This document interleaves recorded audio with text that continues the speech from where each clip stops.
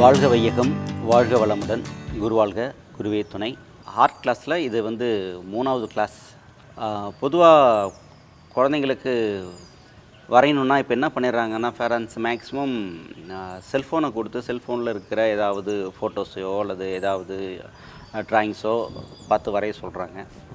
But அதை விடவும் best என்ன அப்படின்னா குழந்தைங்க வந்து நேராக பார்த்து வரைகிறது, குறிப்பாக இயற்கையை நேராக பார்த்து வரைகிறது, ஒரு பூவை பார்த்து வரைகிறது, ஒரு மரத்தை பார்த்து, ஒரு செடியை பார்த்து வரைகிறது வந்து ரொம்ப பெஸ்ட்டு.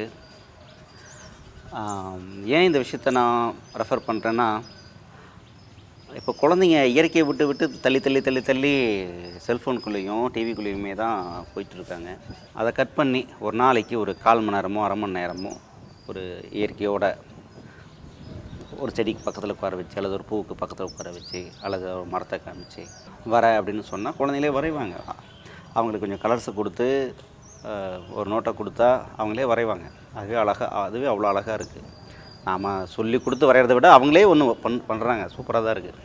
அவங்களே வந்து ஏதாவது வரைய சொல்லுங்கள், கலர் கொடுத்து நோட்டு கொடுத்து ஏதாவது வரைய சொன்னால் சில குழந்தைகள் வீடு வரையும், சில குழந்தைங்க தென்னை மரம் வரையும், சில குழந்தைங்க மேக்ஸிமம் சூரியன் வரையும், பறவை வரையும், மேகம் வரையும்.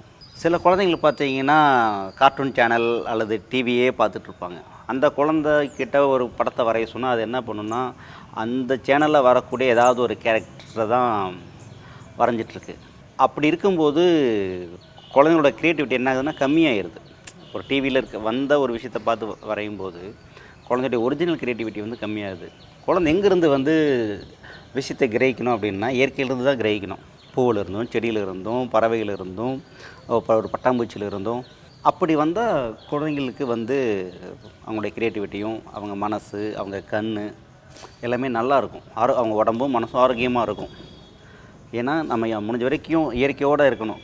இயற்கையான காற்று நம்ம மேலே படணும், இயற்கையான வெளிச்சம் நம்ம மேலே படணும், இயற்கையான அந்த பசுமை இந்த கண்ணில் பார்க்கணும். அப்படி இல்லாமல் நாம் வந்து டிவியில் இருக்கிற இயற்கை, செல்ஃபோனில் இருக்கிற இயற்கை காட்சி இதை பார்க்கும்போது என்னென்னா நம்ம கண்கள் எல்லாமே பாதிக்கப்படுது, மனசும் பாதிக்குது.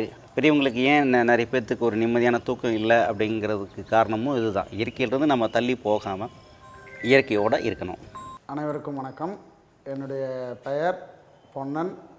அரசு பள்ளியில் ஆசிரியராக பணிபுரிகிறேன். என்னுடைய மகள் பெயர் வந்து வர்ஷினி. என்னுடைய மகள் 5ஆம் வகுப்பு படித்து வருகிறாள். என்னோடய மகளுக்கு கொஞ்சம் டிராயிங்கில் ஆர்வம் இருந்தது.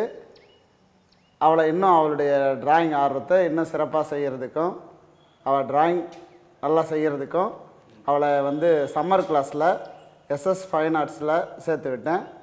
சேர்த்த பிறகு அவளை வந்து இன்னும் சிறப்பாக டிராயிங் வரைய ஆரம்பிச்சிருக்கிறா.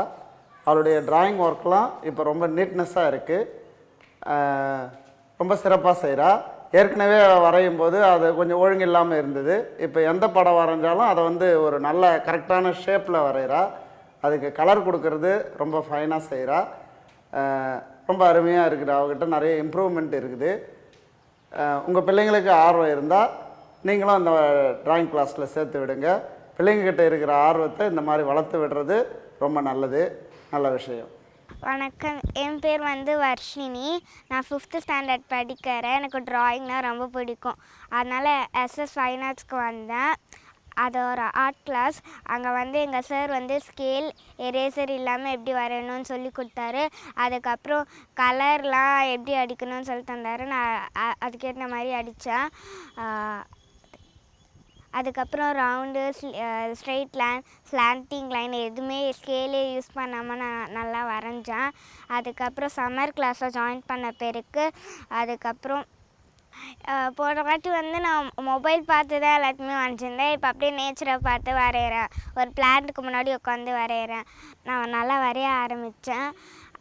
அம்மாவும் நீ நல்லா வரைகிற, இந்த கிளாஸ்க்கு நீ டெய்லி லீவ் டைம்ஸில் போ அப்படின்னு சொன்னாங்க. தேங்க்யூ. நீங்களும் வாங்க, நாம் எல்லாருமே ஒன்றா சேர்ந்து வரையலாம்.